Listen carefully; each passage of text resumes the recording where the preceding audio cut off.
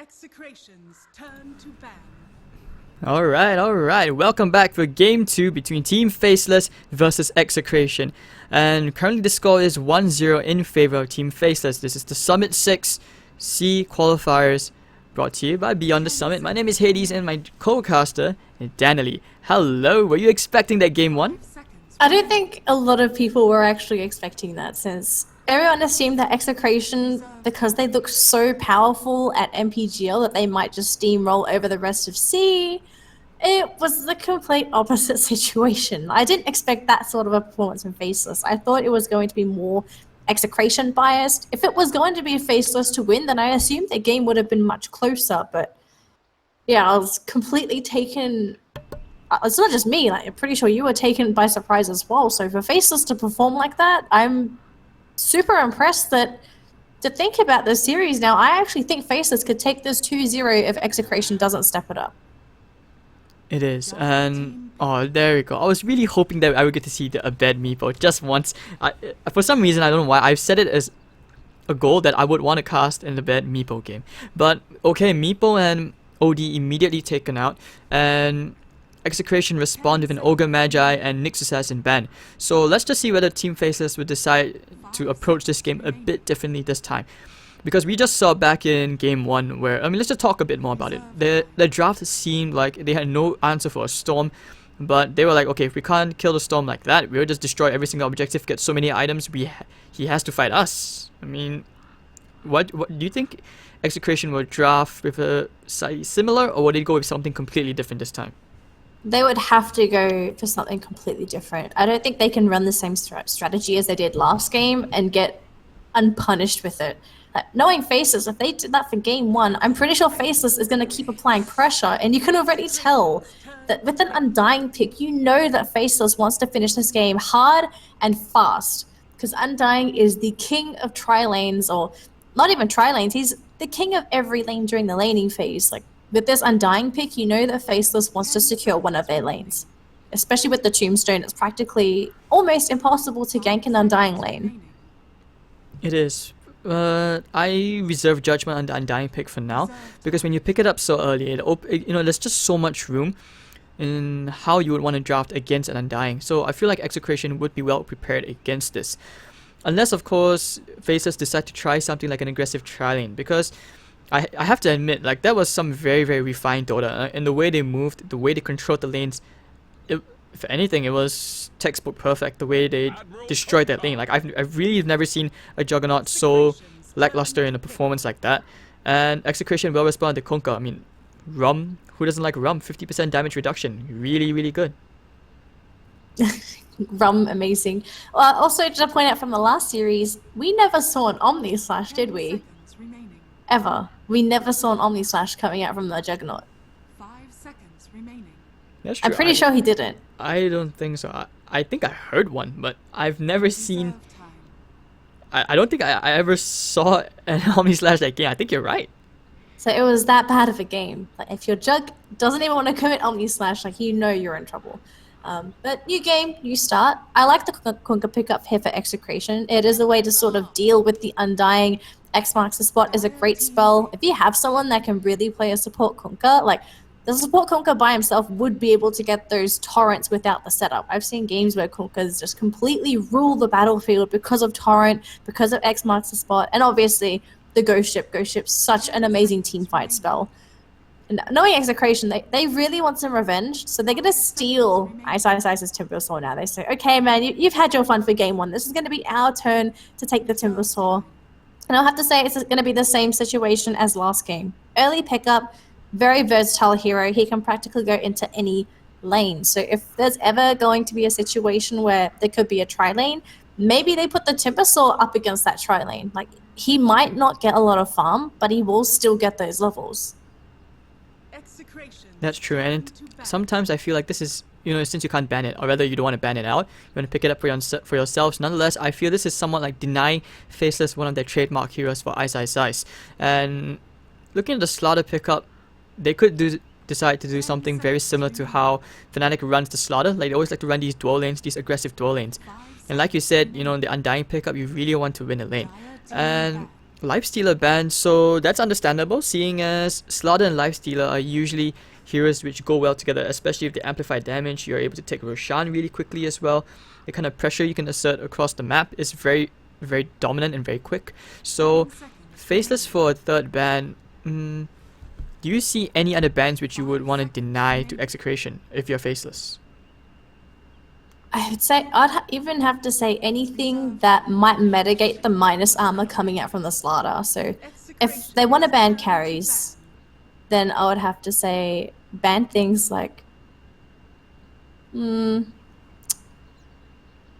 no, I take that back. It's actually really difficult to say. Like they pick these heroes up early, but they might change their strategy 10 seconds halfway through with the last 3 picks. Like for Faceless, right? They want to scale, and they want someone to scale early, and technically early and later, because that's what Slaughter does. He makes your carriers scale earlier with the amplify damage, and later because of the amplify damage. Like he's that good of a hero.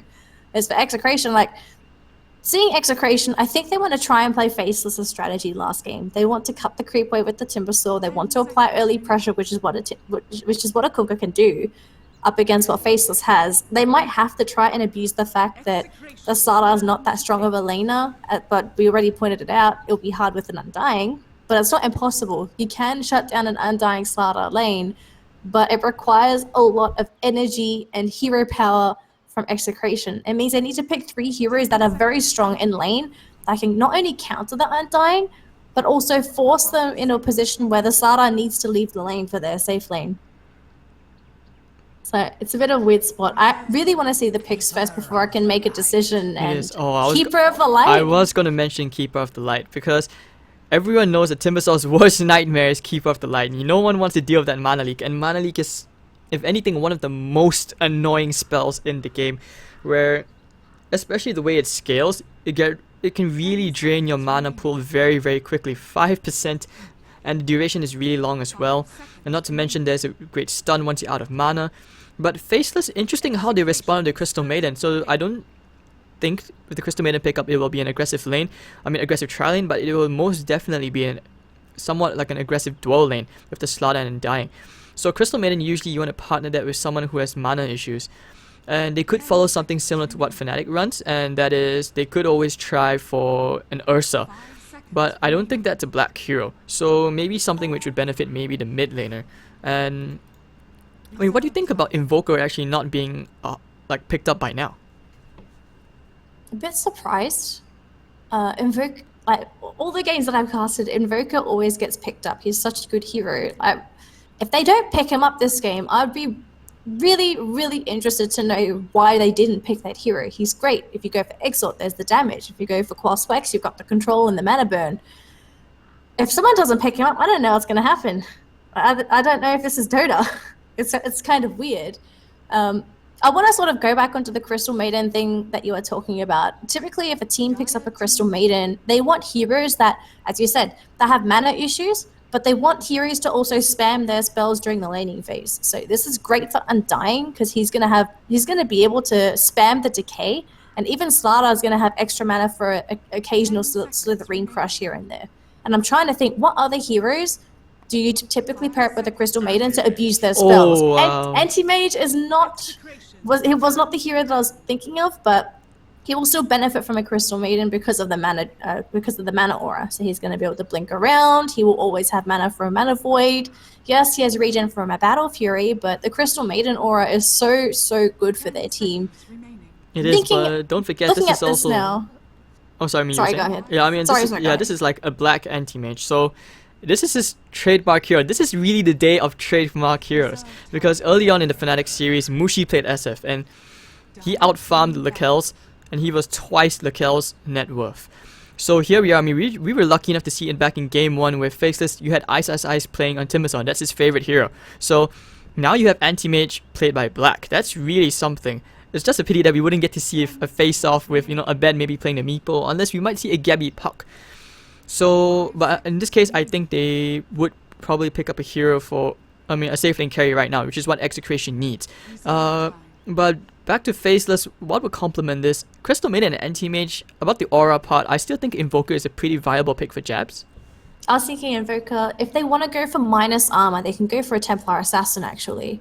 pair up the TA and Slaughter, you've got 2 heroes that can apply minus armor that also synergize very well together, and TA comes online really, really quickly. Like, she can melt through all the heroes that Execration has. Like, Timbersaur's reactive armor is not going to be effective as it normally would. So TA, for me, looks like a relatively good pick. Yes, there's a Darkseer, but if you can kill your targets before the Darkseer manages to burn you down with Ion Shell, I really don't see a problem with it. 10 seconds remaining. Alright, so looking at Faceless, less than a minute left to pick up the hero. 5 seconds This is really interesting to see how these two teams are drafting. Like, Execration, I really hope that they... I mean, I don't want Faceless to lose, but at the same time, I want to see Execration and Faceless go into a Game 3. Because one more thing as well is that because we're just kind of getting out of that off-season. Oh, Magnus. Oh, wow. I was wondering if they were going to go for the Magnus and RP. Faceless. Not surprising. Yes, RP. I think the bigger thing I want to point out is that the interesting synergy you can get with Anti-Mage and Magnus is that you can actually bypass the Battle Fury from your first item, because you can fall back to Empower first. So that means Anti-Mage picks up other items if he feels he's under pressure. If he's under no pressure, still go Battle Fury, but then you also have Battle Fury plus Empower, which is extra cleave damage. And then when the RP comes out, everything's just going to go to hell. So I really like the draft coming out from Faceless. Oh, Ursa. Execration with the Ursa. Ion Shell Ursa with Surge, that's something which is really, really scary. And at the same time, in Faceless, I think that Magnus, like the way we would usually view a Magnus, I think that can be changed. Because recently, like the way people skill Magnus has changed. Especially since you're more flexible in terms of the itemization. Since Echo Saber came into play, Magnus, usually 1 point to RP, you can max your Skewer. And you have more points to max out your Skewer, but at first you always go for that 4-4-2, more points into the Empower, like you said, helping the Anti-Mage with that much quicker Battle Fury. So we may not even see a Battle Fury Anti-Mage. I mean, maybe. Like, I have seen a Battle Mage. A Battle Mage, exactly. I've seen Anti-Mages go for Echo Saber as well, so that double burn is really, really painful. And this hero would actually do pretty well against Keep of the Light and Darkseer. Exactly. So let's see if Faceless does anything funky with this Magnus Anti-Mage combination. Looking at Execration, though, they've drafted an Ursa as their final pickup. So Ursa, Timbersaur, and Darkseer ended up being their final 3 main cores. Now, looking at their draft, what do you think actually looks like the plan here going up against Faceless? Because this last pick, Ursa, kind of makes sense, but then it kind of doesn't at the same time. For me, for looking at the draft, let me think a bit more. Okay, I feel like Execration, they understand that Faceless really like their early pressure. So in this case, you pick up an Ursa who's able to fight with very little. Like, just say a Morbid Mask and Face Boots and you're ready to fight. Because Fury Stripes is basically natural DPS. And at the same time, it's great for contesting Roshan. Because when you pick up the Slaughter, most of the intention is you want to play around that Roshan pit as well. So I like how Execration is drafting slightly differently this time. And by giving a bet to Timbersaur, he's able to fight much quicker with the Ursa. In that case, Faceless won't be able to contest these 5-on-5 fights that easily unless you go for the Battle Mage build. Because Anti-Mage, we all know, I mean, he's not going to farm until he's not going to come and fight until he's really farmed, like 6 slaughtered or something. So it looks like Gabby just going to be pushed out of lane as runs into the Undying and the Slaughter. They're going to do some good damage to him. Down to 200 already, especially with having that 8 strength being drained, especially from the decay. That hurts. I just realized that's the new set from the battle passes, and that's the one from the quest. So yes, I thought he was. I was like, is it a bug? Is he enraged? And then I looked at him and was like, oh wait, no.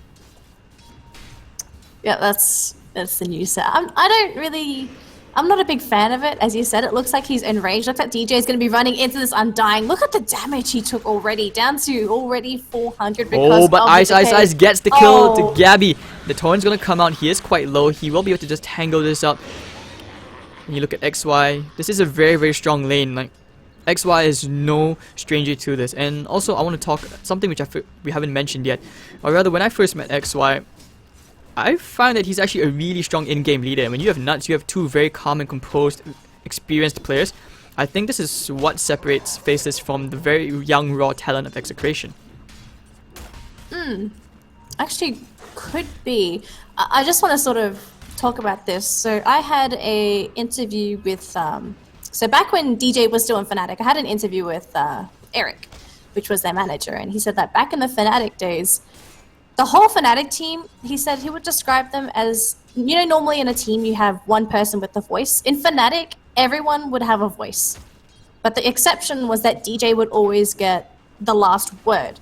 And I'm sort of wondering, is that the same thing if for Execration? Are they relying on DJ to make the calls? Or are, as you said, are they going to follow a similar route to Faceless and have a couple of people that sort of have opinions and make those calls? So what do you think? Alright, for me, I usually, if you want a team to really succeed, to really go the distance, I feel that's where you need 5 alphas who are all able to put their egos aside, because that's where you know that... bottom lane? Yeah. Oh, Confused got caught in. XY, but he shouldn't die. He has the soul rip available, but Ice, however, he could die if he gets a bit too close. But I mean, yeah, back to my point, I think you need to have more perspectives in the game, because Dota's a game where there's too many variables. It's not enough. Look at Jabs. He tried to push Arbed back under the tower. Can he do it? He has a He shockwave. might be able to. Oh no, he won't.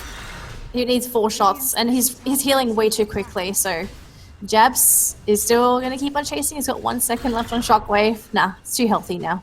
And look at Mir top lane. Anti-Mage, he's going to find himself a kill on the Darks here. Really, really big. Walnut playing like he knew that the Surge was coming out, and that's when he chose to use the Frostbite. So really timing this well. And you could tell like the Darkseid really didn't want to use the Surge as well. So nicely done from Walnut. And yeah, I had the misfortune of queuing against Walnut yesterday. I was the offlaner. That did not go well. I am exactly like this Darkseid right now. Oh well, I was exactly like the Darkseid. Yeah, you will not have a good time. Okay. Right, but yeah, Anti-Mage now getting bigger. So far we still haven't seen any indication, but I mean of him going into the Battle Fury. But I'm just. So you were saying? I want to say that I can already tell that this game is starting to creep in the same direction as last game, and this is a trap that Execration can't really afford to fall into. They're already starting to fall behind. They're giving Faceless opportunities when they shouldn't actually give those opportunities away. Like, how doesn't Ursa die to a Slaughter? They're going to try and go for a kill here onto the Undying, but all of a sudden the Crush comes in and Chemo's in the front lines. They're slow here from Walnut as well. Oh dear. There goes one. They're going to possibly lose another if they have another disable. That looks so painful, and that's 2 more kills going into the side of Faceless. I am very concerned here for Execration because their tournament lives are... Would you say their tournament lives are on the line, or do they have more opportunities after this? There is a I think there is a there is a losers bracket, so they do have a second chance for survival. But dear. I mean, obviously the best case scenario is you want to have your way into the winners bracket, so at least you have a second life. You know, you're not so worried about being eliminated earlier on. And this is just really scary. But hold on, X marks the spot with the Torrent. Ice gets the Crusher to Gabby. They're gonna try and break him down, but the Frostbite is there. They won't get the body block onto Chemo, and he won't have enough damage. 40 HP. Ice gets away, and this is just okay. As I think the Darkseid will have more room in the top lane now because Walnut has been forced to the bottom lane. I want to say this Crystal Maiden pick coming up from Faceless has been so key. He saved the Stardust's life, was able to help them secure those other 2 kills in that bottom lane. So it's just, again, picture perfect laning phase coming out from Faceless. The only exception is that, yeah, Magnus might not be, you know, top of the CS charts. He's still doing really well up against what's currently being thrown out by Execration. They actually put Chemo in this middle lane just to give him a couple of boosts in EXP, but man, it's not looking that good. Looking nice as Ice, Nuts, and XY. They are going for a bit of a flank maneuver.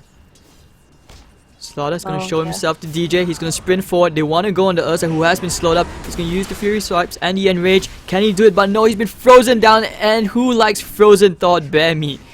Oh, that's just really sad for Gabby, as once again, he's just being locked down so hard. And it feels like the amount of pressure just piling up onto Chemo and to Abed is just too much. Everything that could go wrong is going wrong here for Execration. It just doesn't seem like any opportunity when we've seen Execration try to at least kill something or set something up or to send them back, it's backfired because there's always been this reaction from Faceless where Crystal Maiden TP's in. They've got spells that are able to counter out a lot of the initiation from Execration. It's just The solutions, they're all there for Faceless right now. And I find it very difficult to see where Execration could sort of turn to flip the game around. Yes, you're running an Ursa, Oh, but your hold on. Ursa Top lane, is doing they are so going on a badly. bed. There's a double damage on Jabs. He has an RP, but yeah, he doesn't want to use it. Walnut was hoping to get the slow there, but he won't get it. A bed, completely no mana. He has to be very careful. You don't want to play around when there's so many heroes surrounding you, even if you do have reactive armor. But other than that, oh, actually, hold on. They may be able to get the skewer here. Will he go for the RP? Yes, they will. Can they skewer him back? They need to. Frostbite. Got no Jabs. mana.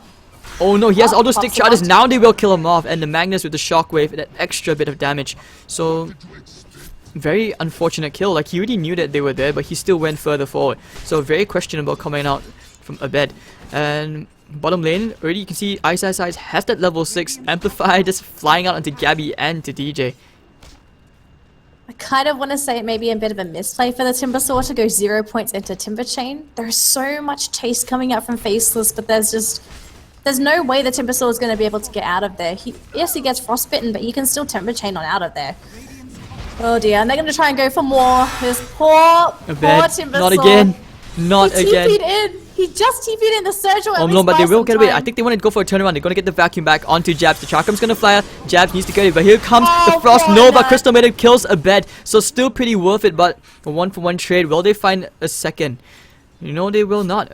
But they will. What? They do want this tower. They have to get the tower right now. Walnut gonna get the torrent up into the air, and I think Walnut has accepted his fate. He will die to the Iron Shell onto Chemo's side, but Chemo and the Darkseer will not get the last hit. It will go to a creep.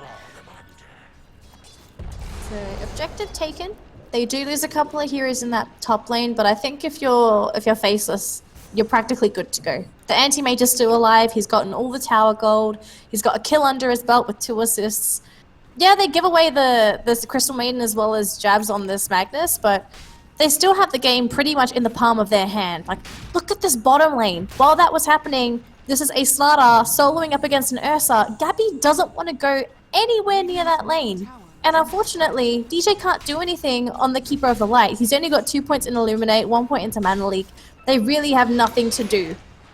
It's just like, they got punished so badly that this Keeper is going to be pretty much demoted to a creep clearer, especially when these pushes come through. That's all he can do. He can't help the Ursa get kills. Like, normally you would just mana burn, or not mana burn, you would mana leak, and then chase your target till they run out of mana and get stunned. That doesn't work here, because the Slardar is out DPSing your Ursa. Never forget the chakra. Never forget the chakra. But also one thing I want to point out is that the support response timing from Faceless, they haven't shown themselves on the map that often. Now you see they're smoked up. They're going to try for another kill here. The RP's going to come out and skew it back into the Crystal Nova. Amazing coordination coming out from Team Faceless as they really saw that coming. So that's why I said the support duo coming out from Team Faceless is just really strong. They haven't shown themselves on the map, and every time they haven't, someone dies. And Kunkka getting the kill into the Slaughter bottom. Was it bottom lane? Yeah. Yep. They got that kill. It was a very much needed kill. They needed to alleviate this pressure from Gabby. So at least Gabby's going to be here with Chemo safe and sound, slowly pushing the tower. They send the Keeper in the middle lane, but DJ by himself still needs to be careful. He could possibly get jumped on by Jabs. If Walnut just comes through, just goes for a stun or even a slow. But I think at this point, Faceless, they sort of understand the situation that they don't need to overextend because they have an anti-mage as their sort of backup plan if things go down south. So they're taking it easy. Yes, they're giving a little bit away to Execration, but with how things are going, everything just... It looks like how Faceless wants it executed. This is some really amazing Dota right here because the power is already being scaled up by the Magnus. You look at Anti-Mage, he's able to farm a neutral camp very easily like he would as if he had the Battle Fury. And at the same time, he's top of the net worth, 5,300 gold. He had a tower kill earlier on, 1 kill, 2 assists, and this is going to keep on going. So he's flash farming with no Battle Fury.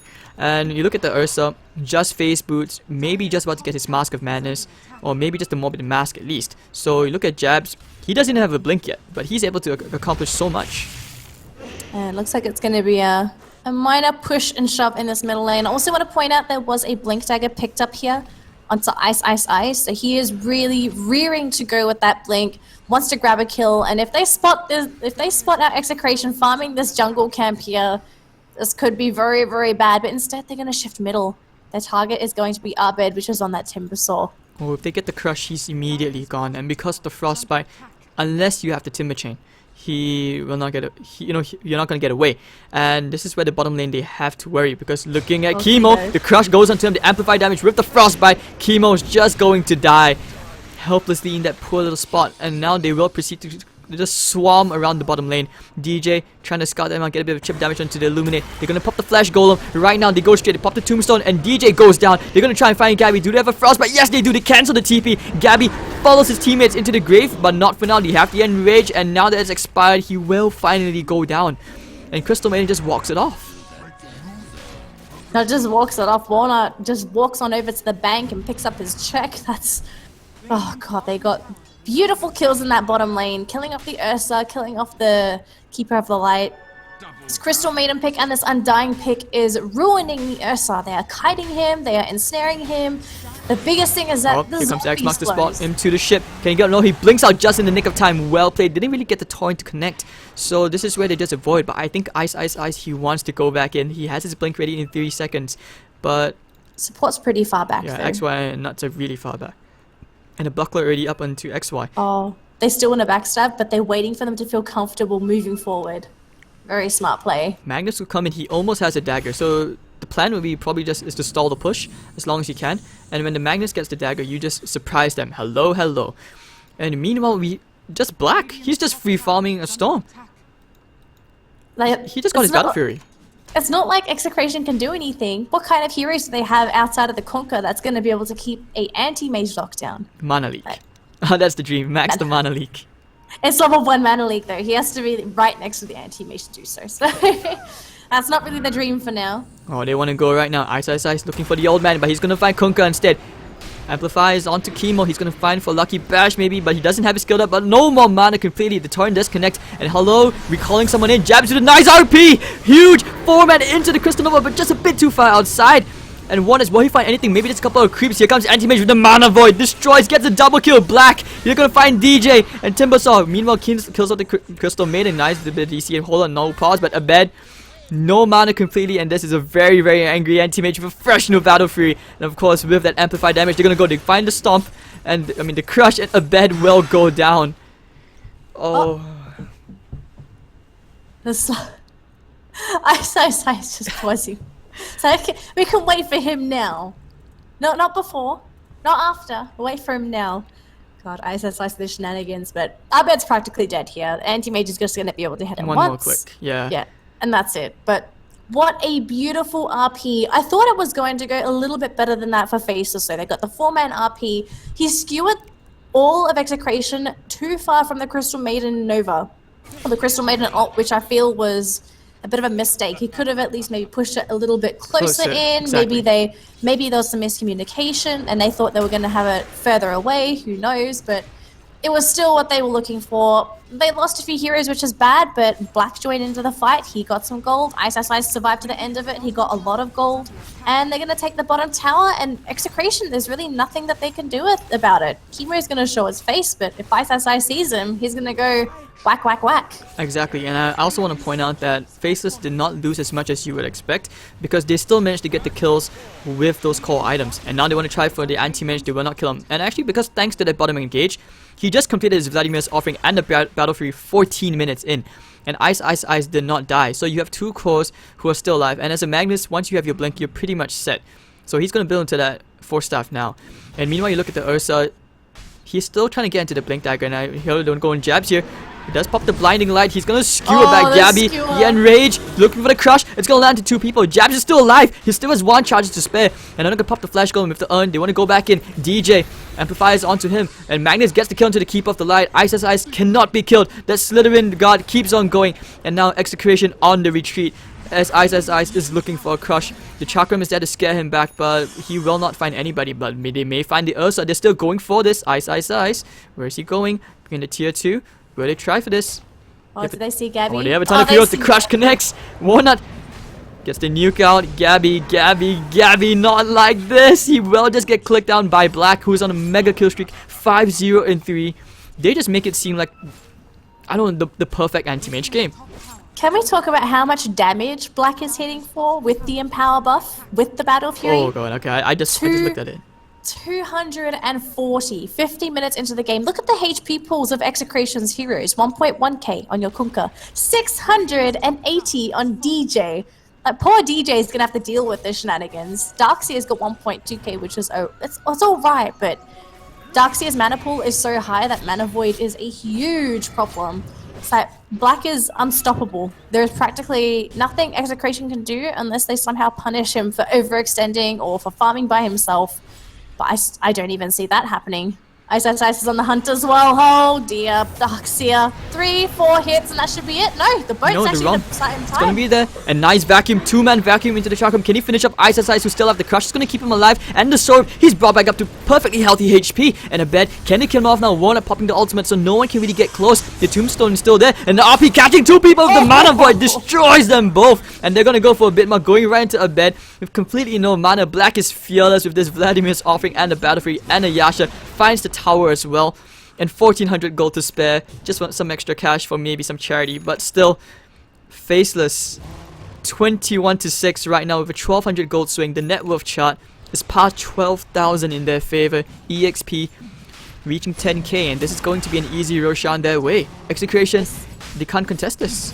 They can't. This is going to be such a fast Roche as well. 17 minutes in. This is an anti-mage Magnus Slaughter combo in that Roche pit. Oh, if Roche gets killed this quickly, the heroes in Execration are going to get killed 10 times quicker. Like, they come in now, but it's too late.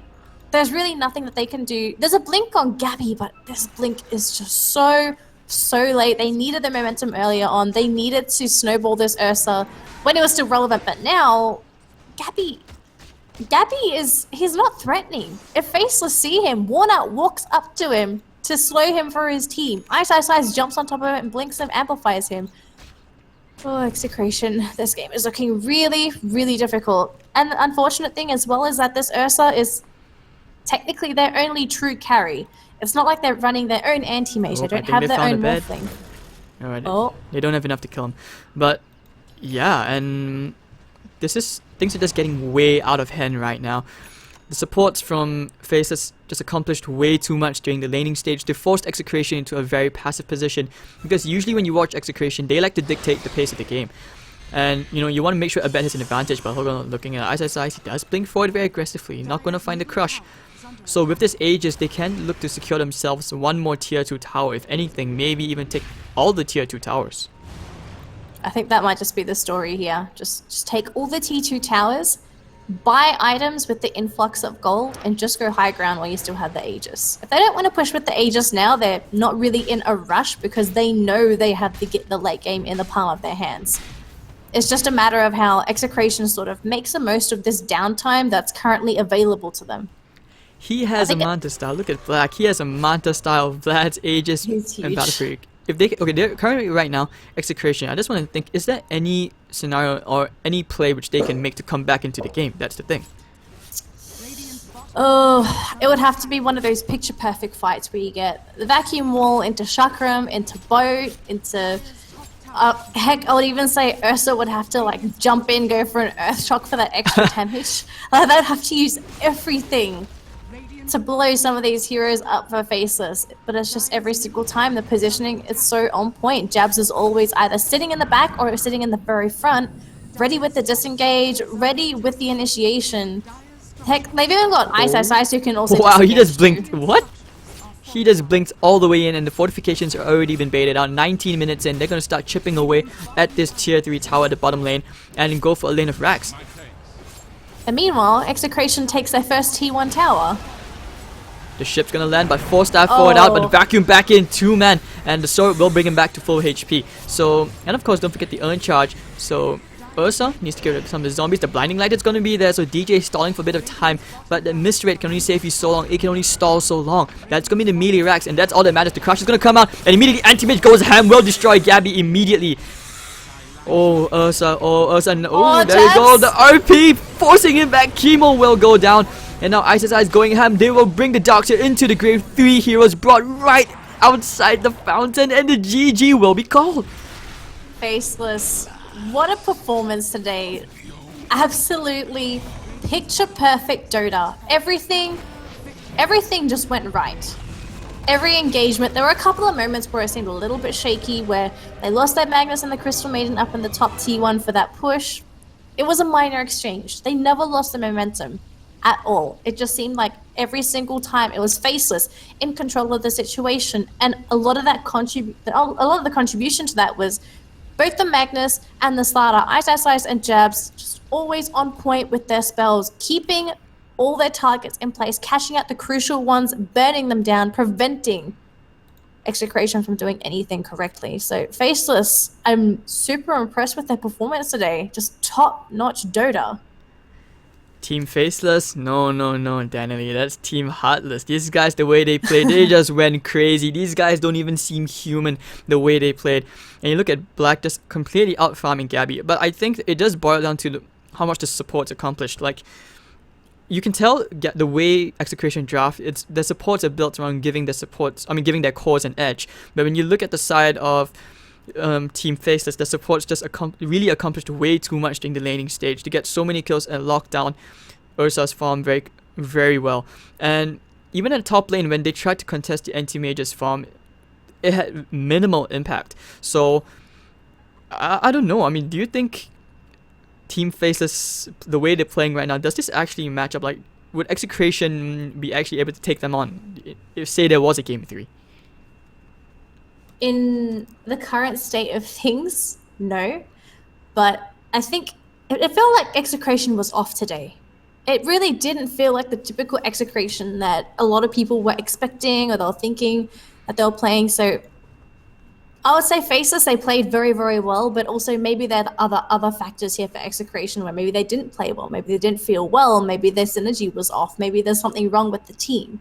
So there are a lot of things that we as casters and as well as spectators, we can always guess and assume and think, but we will never know the true story. But at the end of the day, I definitely want to say that Faceless, they played very, very well and they deserved those 2 victories. They did.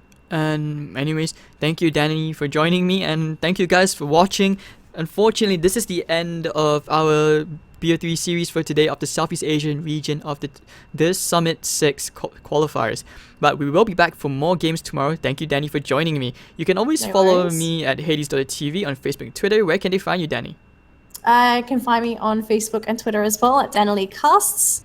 Those are probably my biggest social media stuff. There's other social media, but I'll let you guys dig around for it yourselves. Don't forget to follow her, and of course, thank you all for tuning in. If you have any feedback, do let us know. As casters, we always look to improve ourselves. So thank you, everybody. Have a good night. We hope you enjoyed the games brought to you today. And yeah, see you guys next time.